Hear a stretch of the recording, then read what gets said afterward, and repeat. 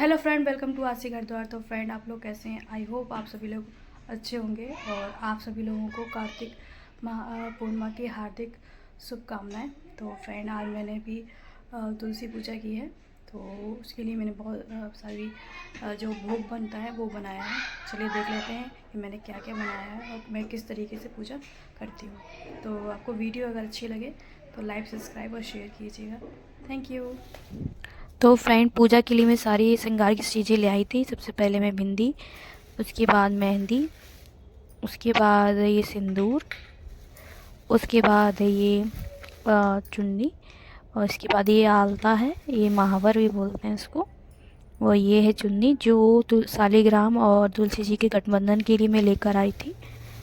उसके बाद ये चुन्नी जो लहंगे की है, अभी मैं लहंगा भी आपको दिखाऊंगी तुलसी जी का, जो मैं रेड कलर का लाई हूँ, बहुत ही प्यारा लग रहा है। ये पीले रंग का दुपट्टा जो सालीग्राम के लिए है, और ये है हमारी तुलसी माँ का लहंगा जो रेड कलर के, जो बहुत रेड कलर का है, जो मुझे बहुत ही ज़्यादा अच्छा लगा क्योंकि बहुत सारे लहंगे थे और मैं केवल रेड ही वाला लाई। फिर ये चूड़ियाँ, जितना भी श्रृंगार का सामान है वो लेकर आई हूँ। आप 7 या 11 जो भी ला सकते हैं। ये है बिछिया, 7 चीज़ें या 11 चीज़ें होनी चाहिए, तो उस हिसाब से मैं लेकर आई है। नेल पॉलिश और रबर बैंड। तो फ्रेंड, फटाफट मैंने थाली अरेंज कर ली थी क्योंकि जब मैं ऊपर पूजा करने जाऊँ तो मैं बार बार नीचे न आना पड़े। और हमेशा भी पूजा करते समय हमें सारी तैयारियां पहले ही कर लेनी चाहिए। मैंने अपनी 2 थालियां जो पूजा के लिए मैं ले जाने वाली थी छत पर, वो मैंने सारी चीज़ें अरेंज कर ली। और मुझे ठंडी भी लग रही थी क्योंकि सुबह का टाइम था, इसलिए मैं स्वेटर पहनी हुई थी। इस तरीके से मैंने तो फ्रेंड, मैंने जल्दी से पैरों में आलता लगा लिया था क्योंकि हमें महिलाओं को पूजा करते समय पूरा श्रृंगार कर लेना चाहिए। श्रृंगार करके ही हमको पूजा करनी चाहिए। तो सबसे पहले इम्पॉर्टेंट होती है महावर, बिछिया, जो हमको हमेशा पहने रहना चाहिए। तो जल्दी से मैंने महावर लगा ली थी। ये महावर मुझे बहुत अच्छा लगता है, इसका कलर ज़्यादातर मैं इसी का यूज़ करती हूँ। आप चाहें तो एक और महावर आती है जो थोड़ी सी उसका पर्पल कलर होता है, तो आप उसको भी लगा सकते हैं, लेकिन मुझे आलता ज़्यादा पसंद है इसलिए मैं ज़्यादातर आलता ही लगाती हूँ। ये मेरा फेवरेट कलर है और ज़्यादातर लोगों को यही कलर पसंद आता है, लेकिन पहले जो चलता था वो थोड़ा सा पर्पल कलर का होता था, तो उसी का लोग यूज़ करते थे।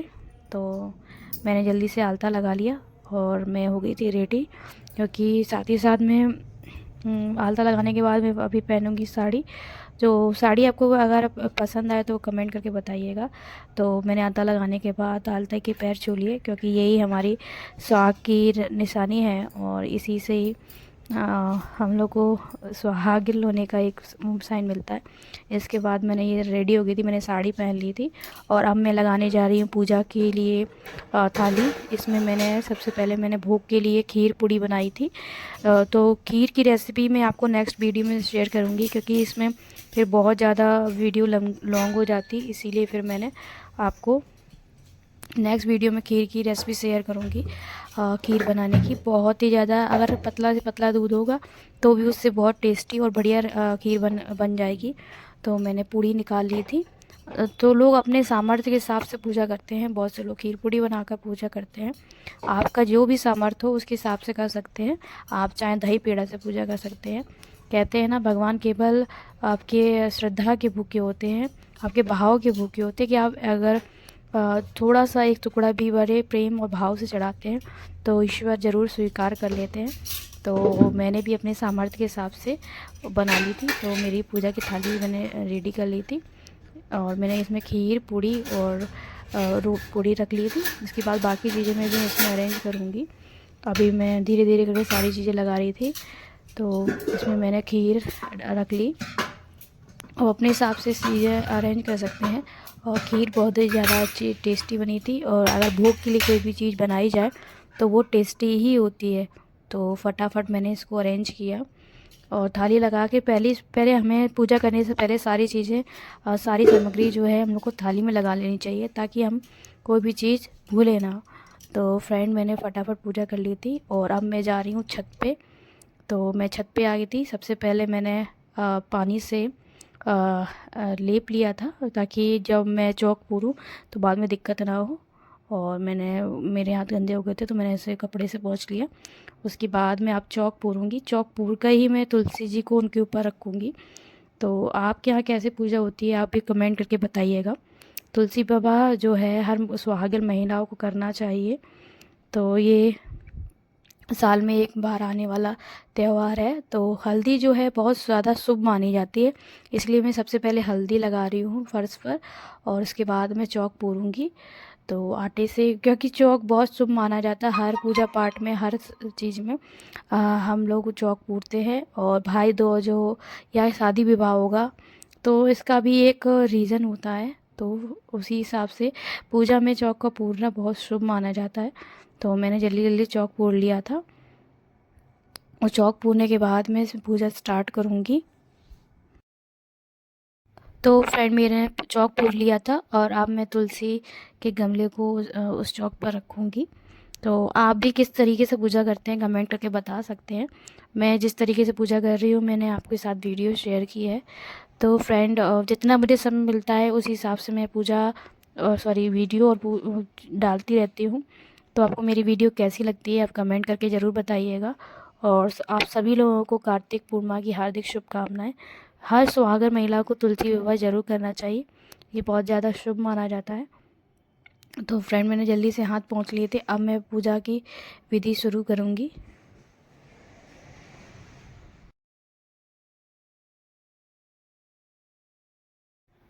तो फ्रेंड मैंने सारी चीज़ें पहले ही नीचे से अरेंज करके लाई थी ताकि मैं पूजा करते समय परेशान ना हूँ या मैं कोई चीज़ भूल जाना जाऊँ। तो सबसे पहले मैंने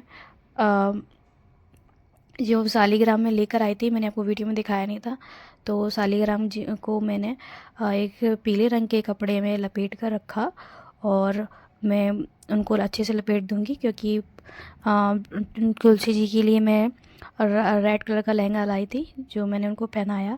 जब मैंने उनको लहंगा पहनाया तो ऐसा लग रहा था जैसे मैं किसी दुल्हन को तैयार कर रही हूँ, बहुत अच्छा लग रहा था।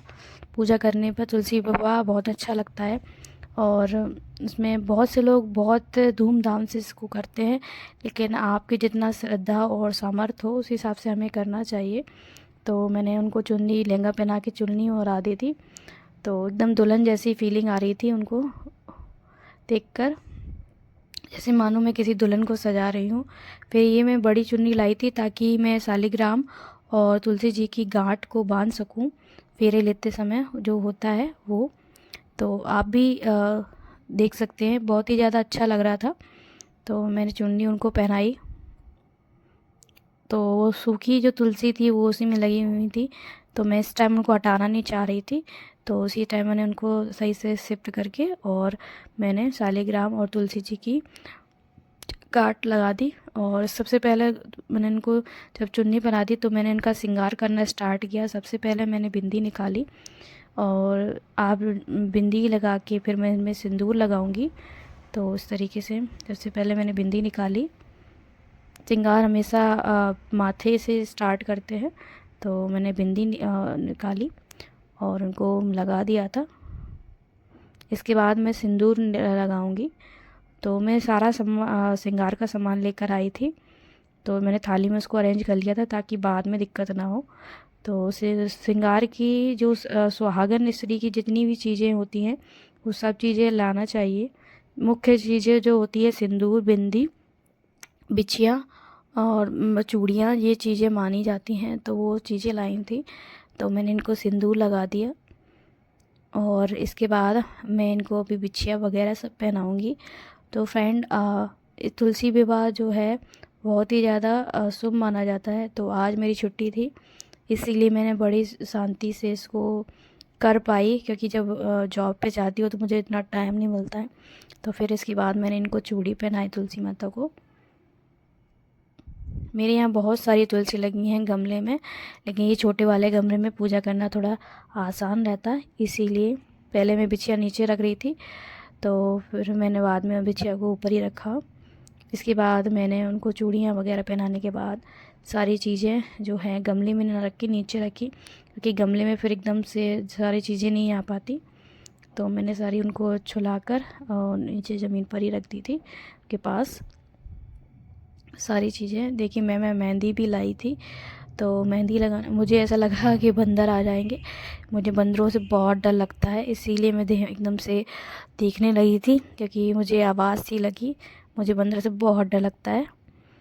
और ये कंघा भी लाई थी, जो मैंने शायद आपको वीडियो में नहीं दिखाया आगे।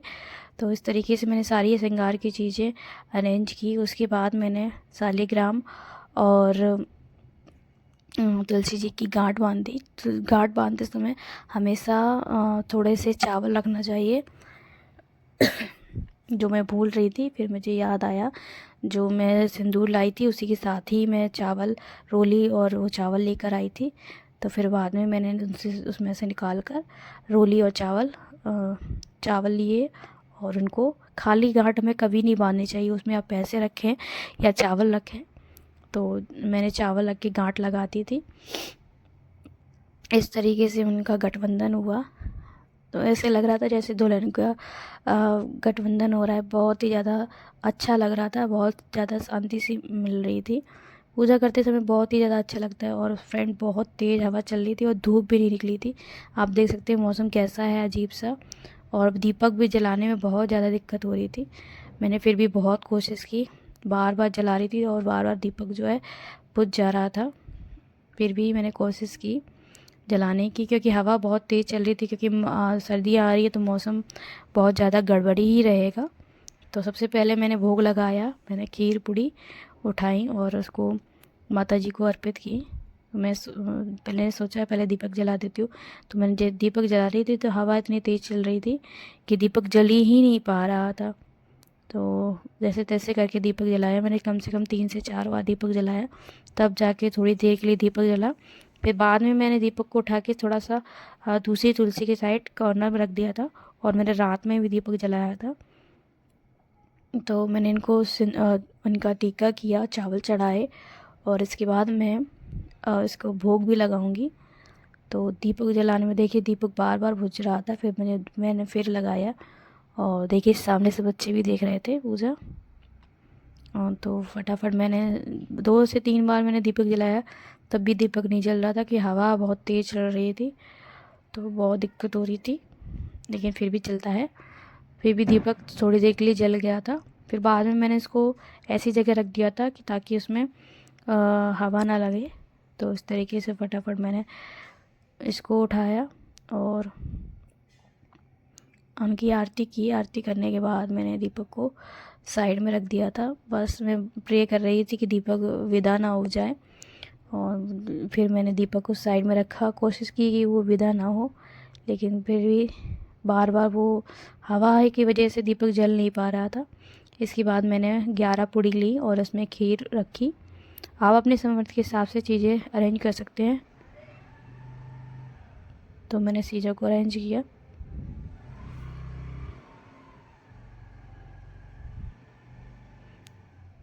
तो मैंने भोग लगाया, और भोग लगाने के बाद खीर पूड़ी रखी। उसके बाद मैंने भोग लगाया। इसमें आप कोई भी चीज़ चढ़ा से, बहुत से लोग दो धागा लेकर चारों परिक्रमा भी करते हैं। तो अपने हिसाब से देख सकते हैं फ्रेंड। फिर भी 2-3 बार जलाने के बाद दीपक बेदा हो जा रहा था। और मुझे साथ ही साथ डर लग रहा था कि बंदर ना आ जाए, क्योंकि बंदरों का बड़ा आतंक है। बहुत डर लगता है बंदर से मुझे। तो दीपक को फिर मैंने जलाया 2-3 बार। सोचा कि साइड में चूड़ियाँ रख दूँ तो शायद थोड़ी देर के लिए जल पाए। फिर भी दीपक थोड़ी देर जला। इसके बाद मैंने पूजा स्टार्ट की। मैंने खीर पूड़ी लगाई, भोग। आप परिक्रमा लेते समय आप धागा ही लपेट सकते हैं। हमारे यहाँ जैसे पूजा होती है तो मैं उसी तरीके से करती हूँ। और ये फिर मैंने भोग लगाना स्टार्ट किया। फ्रेंड, मुझे आपको मेरी साड़ी कैसी लगी कमेंट करके बताइएगा। ये मैंने ऑनलाइन ही मंगाई है।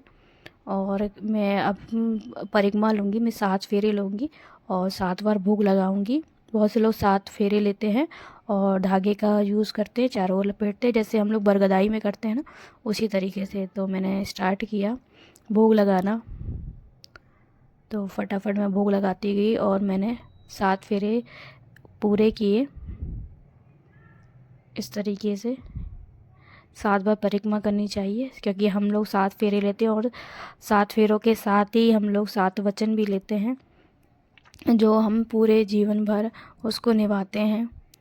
हमें उसी तरीके से जैसे मनुष्य अपने जीवन में 7 वचन लेता है, उसी प्रकार जो देवी देवता होते हैं उनके भी 7 ही फेरे होते हैं।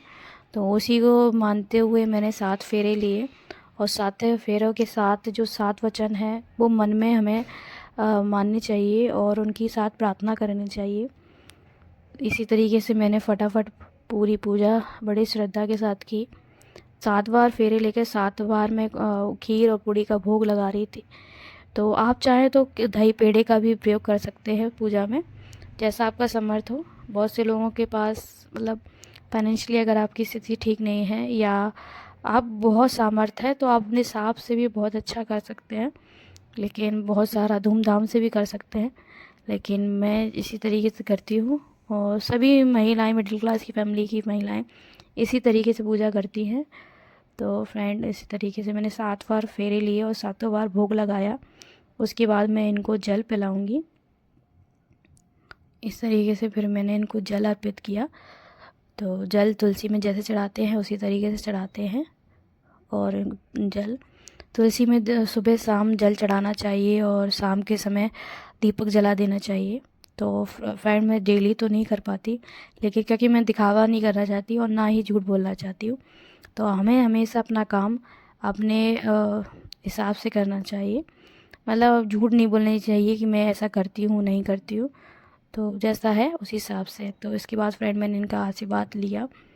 तो उसके बाद मैंने थोड़ा सा उनके साथ बैठी, कहते नहीं विदाई होती उस समय का सीन। तो फ्रेंड, आपको वीडियो अच्छी लगी तो लाइक कीजिएगा।